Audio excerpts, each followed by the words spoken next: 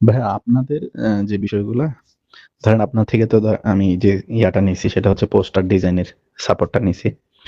তবে আ সাধারণত যেটা হয় যে ধরেন আমি আপনার থেকে পোস্টার ডিজাইন নিচ্ছি। আমি আপনাকে ইয়া করব, কি বলে? আমি আপনাকে আ প্রম্পট দিয়ে হচ্ছে কাজ করায় নিব। সেইখান থেকে হচ্ছে আপনার সার্ভিসটা আলাদা। মানে এটা আমার কাছে বেশ ভালো লাগছে।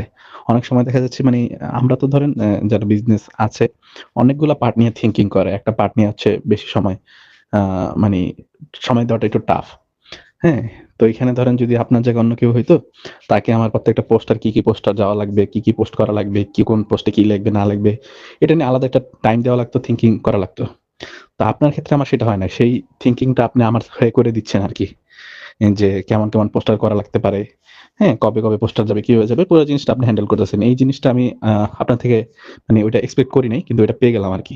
তো এটা ভালো দিক আপনার, এটা বলা লাগে। এবং হচ্ছে আ এই আরকি ভাই। ওভারঅল হচ্ছে ডিজাইন তো আলহামদুলিল্লাহ ভালোই হচ্ছে। আর হচ্ছে সার্ভিস আলহামদুলিল্লাহ ভালো।